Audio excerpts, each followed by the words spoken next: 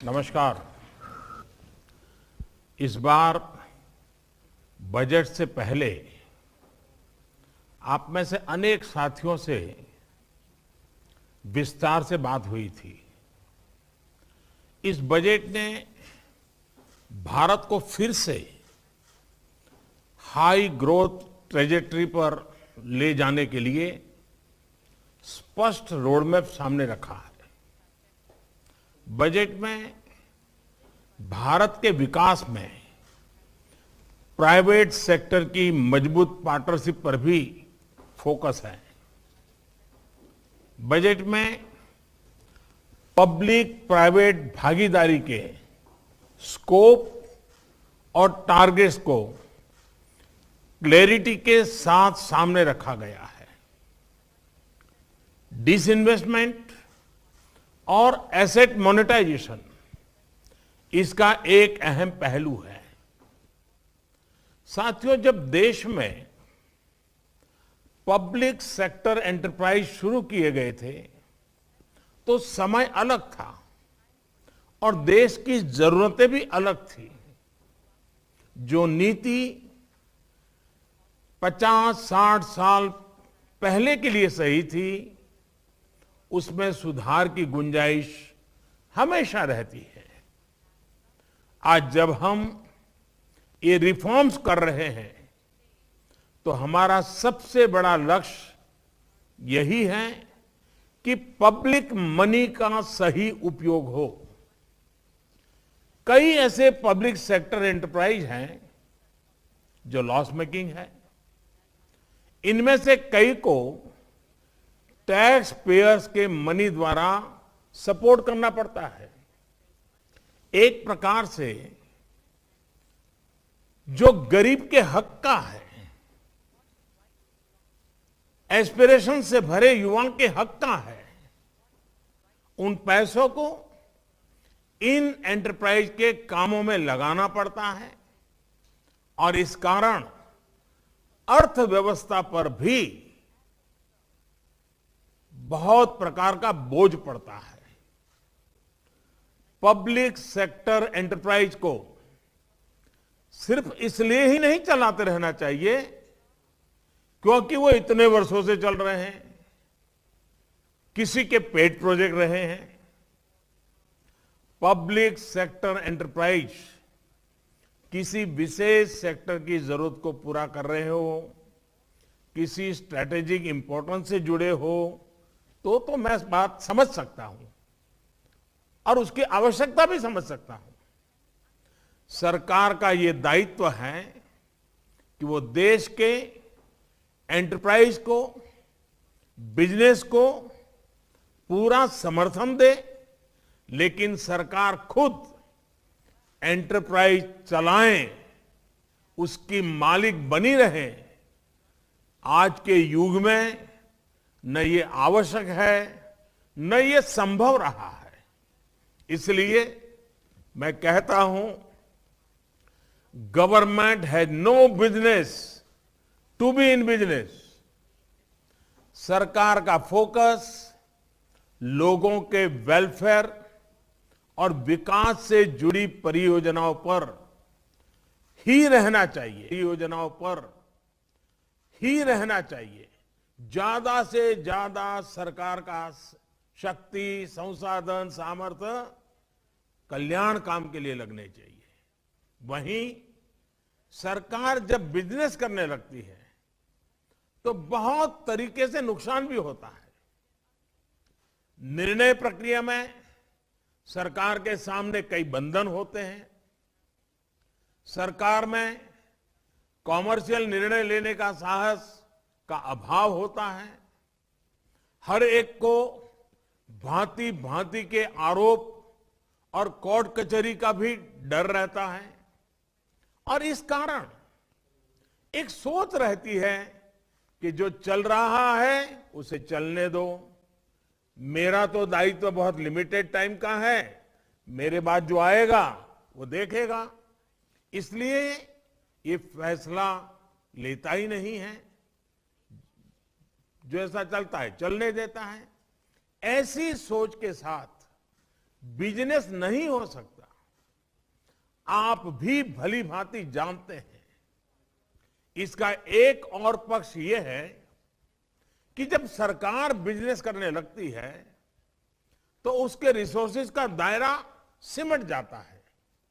सरकार के पास बेहतरीन अफसरों की कमी नहीं होती, लेकिन उनकी ट्रेनिंग मूलतः शासन व्यवस्थाओं को चलाना, नीति निर्धारण नियमों का पालन कराना, जन कल्याण के कार्यों पर बल देने के, उनके लिए आवश्यक नीतियों के निर्माण, और इन बातों में उनकी ट्रेनिंग भी हुई होती है और इसमें उनकी महारत भी होती है, क्योंकि जीवन के लंबे अरसे तक लोगों के बीच इस प्रकार के काम करते करते वो आगे आए हैं। ये काम इतने बड़े देश में बहुत ही महत्व का होता है, लेकिन जब सरकार बिजनेस करने लगती है तो उसे इन कार्यों से निकाल करके, ऐसे होनहार अफसरों को निकाल करके इस तरफ ले जाना पड़ता है। एक प्रकार से हम उसके टैलेंट के साथ अन्याय करते हैं, उस पब्लिक सेक्टर एंटरप्राइज के साथ अन्याय करते हैं। परिणाम स्वरूप उस व्यक्ति का नुकसान होता है, उस एंटरप्राइज का नुकसान होता है, और इसलिए ये एक तरह से देश को कई प्रकार से नुकसान पहुंचाता है। हमारी सरकार का प्रयास लोगों के जीवन स्तर को सुधारने के साथ ही लोगों के जीवन में सरकार के बेवजह के दखल को भी कम करना है। यानी जीवन में ना सरकार का अभाव हो, ना सरकार का प्रभाव हो। साथियों, आज देश में सरकार के नियंत्रण में बहुत सारे अंडर यूटिलाइज और अनयूटिलाइज एसेट्स हैं। इसी सोच के साथ हमने नेशनल एसेट मोनेटाइजेशन पाइपलाइन की घोषणा की है। ऑयल हो, गैस, पोर्ट, एयरपोर्ट, पावर, ऐसे करीब 100 एसेट्स को मोनेटाइज करने का लक्ष्य हमने रखा है।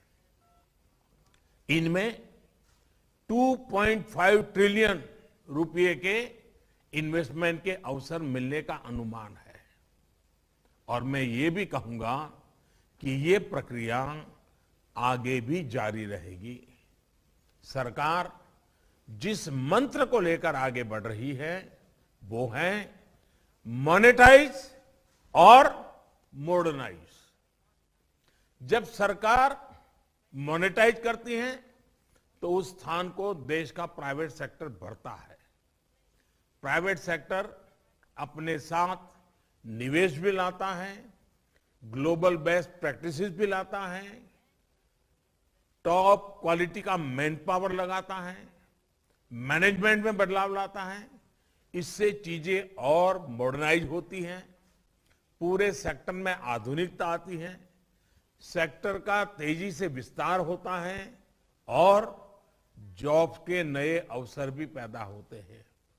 ये पूरी प्रक्रिया ट्रांसपेरेंट रहे, नियमों के तहत रहे, इसके लिए मॉनिटर करना भी उतना ही आवश्यक है। यानी मॉनेटाइज और मॉडर्नाइज के साथ हम पूरी अर्थव्यवस्था की एफिशिएंसी को और बढ़ा सकते हैं। साथियों, सरकार के निर्णयों की वजह से जो राशि मिलेगी उसका इस्तेमाल जन कल्याण की योजनाओं में किया जा सकेगा। एसेट मोनेटाइजेशन और प्राइवेटाइजेशन जो पैसा आता है उससे गरीब का घर बनता है। वो पैसा गांव में सड़क बनाने काम आता है, वो पैसा स्कूल खोलने में काम आता है, वो पैसा गरीब तक साफ पानी पहुंचाने के काम आता है। सामान्य मानवी से जुड़े ऐसे कितने ही काम होते हैं। आजादी के इतने साल बाद भी हमारे देश में इस तरह की कमियां हैं। अब देश इसके लिए ज्यादा इंतजार नहीं कर सकता है। हमारी प्राथमिकता देश का सामान्य नागरिक, उसकी आवश्यकताएं, उसकी जरूरतें वो रहनी चाहिए। सरकार इस दिशा में तेजी से काम कर रही है। इसलिए एसेट मोनेटाइजेशन और प्राइवेटाइजेशन से जुड़ा हर निर्णय देश में नागरिकों के लिए, चाहे वो गरीब हो, मध्यम वर्ग का हो, युवा हो, महिला हो, किसान हो, मजदूर हो, उनको एम्पावर करने में मदद करेगा। प्राइवेटाइजेशन से सामर्थ्यवान युवाओं के लिए बेहतर अवसर भी उपलब्ध होते हैं। नौजवानों को अपना टैलेंट दिखाने के लिए ज्यादा अवसर मिलते हैं। साथियों, देश के हर एंटरप्राइज को एफिशिएंट बनाने के लिए transparency, accountability, rule of law, parliamentary oversight और मजबूत राजनीतिक इच्छा शक्ति आज आप स्पष्ट रूप से अनुभव करते होंगे। इस बजट में पब्लिक सेक्टर एंटरप्राइज के लिए जिस नई पॉलिसी की घोषणा की गई है, उसमें भी हमारा ये इरादा साफ साफ दिखता है। 4 स्ट्रेटेजिक सेक्टर के अलावा बाकी सारे पीएसयू के प्राइवेटाइजेशन को लेकर सरकार प्रतिबद्ध है। स्ट्रेटेजिक सेक्टर्स में भी कम से कम पीएसयू रहें, जितनी जरूरत हो उतने ही रहें, ये भी हमने साफ किया है। ये नीति एनुअल डिसइन्वेस्टमेंट टारगेट से आगे बढ़कर मीडियम टर्म स्ट्रेटेजिक अप्रोच रखते हुए इंडिविजुअल कंपनीज के चयन में मदद करेगी। इससे इन्वेस्टमेंट का भी एक क्लियर रोड मैप बनेगा।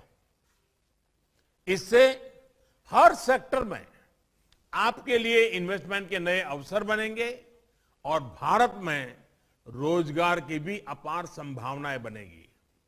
और मैं ये भी कहूंगा कि यह सब मूल्यवान एसेट्स हैं। इन चीजों ने देश की बहुत सेवा की है और आगे भी बहुत संभावनाओं से भरी पड़ी है। हमने बहुत बार देखा है कि जब मैनेजमेंट बदलता है तो इकाइयां नई ऊंचाई पर को छू लेती है। आप सब लोग वर्तमान से नहीं, भविष्य की जो संभावनाएं छुपी हैं, उससे इसका आकलन करें और मैं इनके उज्जवल भविष्य को स्पष्ट रूप से देख पाता हूं। साथियों, आज जब हमारी सरकार पूरे कमिटमेंट के साथ इस दिशा में आगे बढ़ रही है, तो इससे जुड़ी नीतियों का इंप्लीमेंटेशन उतना ही अहम है। पारदर्शिता सुनिश्चित करने के लिए, कंपटीशन सुनिश्चित करने के लिए, हमारी प्रक्रियाएं सही रहे, पॉलिसी स्टेबल रहे, ये बहुत आवश्यक है। इसके लिए एक डिटेल्ड रोड मैप के साथ ही प्रॉपर प्राइस डिस्कवरी और स्टेक होल्डर मैपिंग के लिए हमें दुनिया की बेस्ट प्रैक्टिसेस से सीखना होगा। हमें यह देखना होगा कि जो निर्णय लिए जा रहे हैं वो लोगों के लिए तो लाभकारी हो ही, उस सेक्टर के विकास में भी मदद करें। साथियों, दिसंबर में वर्चुअल ग्लोबल इन्वेस्टर समिट में आप में से अनेक लोगों ने सोवरिन और इंफ्रास्ट्रक्चर फंड के लिए टैक्स इंप्रूवमेंट जैसी कुछ बातें मेरे सामने रखी थी। आपने देखा है कि इस बजट में इसका समाधान किया जा चुका है। देश के काम करने की स्पीड आज आप अनुभव करते होंगे। प्रोसेस को तेज करने के लिए हमने एक एम्पावर्ड ग्रुप ऑफ सेक्रेटरीज बनाया है, जो इन्वेस्टर के सिस्टम से जुड़े यूसीज को तेजी से दूर करता है। इसी तरह अनेक सुझावों के आधार पर हमने बड़े इन्वेस्टर्स को कदम कदम पर मदद करने के लिए एक सिंगल पॉइंट ऑफ कांटेक्ट का सिस्टम भी बनाया है। साथियों, बीते वर्षों में हमारी सरकार ने भारत को बिजनेस के लिए एक अहम डेस्टिनेशन बनाने के लिए निरंतर रिफॉर्म्स किए हैं। आज Bharat one market one tax system से युक्त है। आज भारत में कंपनियों के लिए एंट्री और एग्जिट के लिए बेहतरीन माध्यम उपलब्ध है। भारत में कंप्लायंस से जुड़ी कॉम्प्लेक्सिटीज को लगातार सुधारा जा रहा है। लॉजिस्टिक्स को लेकर आने वाली समस्याओं को तेज गति से दूर किया जा रहा है। आज भारत में टैक्स सिस्टम को सिंपल किया जा रहा है। ट्रांसपेरेंसी को बल दिया जा रहा है। भारत उन देशों में है जहां टैक्स पेयर के राइट्स को कोडिफाई किया गया है। लेबर लॉज को भी अब सरल किया जा चुका है। साथियों, विदेश से जो साथी हमारे साथ आज जुड़े हैं, उनके लिए तो एक प्रकार से भारत में नए अवसरों का खुला आसमान है। आप भी परिचित हैं कि एफडीआई को लेकर भारत ने अपनी पॉलिसी में किस तरह के अभूतपूर्व रिफॉर्म्स किए हैं। एफडीआई फ्रेंडली माहौल और प्रोडक्शन लिंक इंसेंटिव्स पीएलआई जैसे प्रोत्साहन के कारण आज निवेशकों के में भारत के प्रति उत्साह और बढ़ा है। ये बीते कुछ महीनों में हुए रिकॉर्ड एफडीआई इनफ्लो में स्पष्ट रूप से दिखता भी है। आज ईज ऑफ डूइंग बिजनेस सिर्फ केंद्र सरकार तक सीमित नहीं है, बल्कि हमारे राज्यों ने भी इसके लिए स्वस्थ स्पर्धा हो रही है। ये एक बहुत बड़ा बदलाव है। साथियों, आत्मनिर्भर भारत के लिए मॉडर्न इंफ्रास्ट्रक्चर पर, मल्टी मॉडल कनेक्टिविटी पर तेजी से काम किया जा रहा है। अपने इंफ्रास्ट्रक्चर को अपग्रेड करने के लिए आने वाले 5 वर्षों में 111 ट्रिलियन रुपए की नेशनल इंफ्रास्ट्रक्चर पाइपलाइन पर हम काम कर रहे हैं। इसमें भी प्राइवेट सेक्टर के लिए लगभग 25 ट्रिलियन रुपए की इन्वेस्टमेंट की संभावनाएं हैं। ये इंफ्रास्ट्रक्चर प्रोजेक्ट्स हमारे यहां रोजगार और डिमांड को भी बढ़ावा देने वाले हैं। मुझे इस बात का भी एहसास है कि अनेक इन्वेस्टर्स भारत में अपना पहला ऑफिस खोलने की सोच रहे हैं। ऐसे सभी साथियों का स्वागत है और मेरा सुझाव है, गिफ्ट सिटी में इंटरनेशनल फाइनेंस सेंटर से बहुत मदद मिलेगी। इस सेंटर को इंटरनेशनली कंपेरेबल रेगुलेटरी फ्रेमवर्क के तहत गवर्न किया जाएगा। ये आपके लिए काम करने का एक बेहतरीन बेस हो सकता है।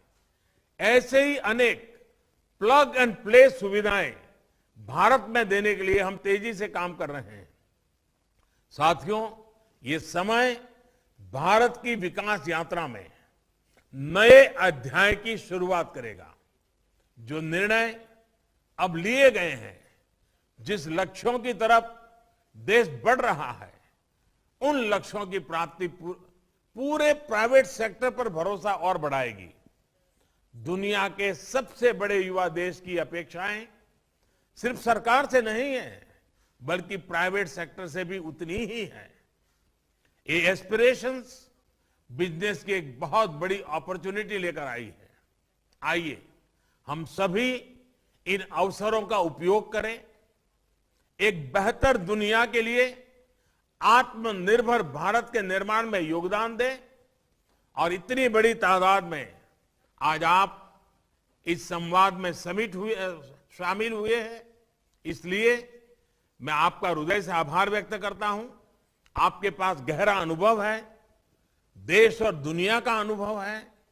आपके उत्तम सुझाव हम लोगों को इन चीजों को तेज गति से आगे बढ़ाने में बहुत मदद करेंगे। मेरा आपसे आग्रह रहेगा, बजट में जो बातें आ चुकी है, सरकार ने जो नीति निर्धारित की है, जिन बातों को मैंने आज उल्लेख करने का प्रयास किया है, मुझे आपकी भी मदद चाहिए तत्काल तेज गति से इंप्लीमेंट करने का रोड मैप बनाने में। मुझे विश्वास है कि आप सबका अनुभव, आपका ज्ञान, आपका सामर्थ्य भारत की इस आशा अपेक्षा दोनों मिलकर के एक नई दुनिया निर्माण करने की ताकत पैदा करते हैं।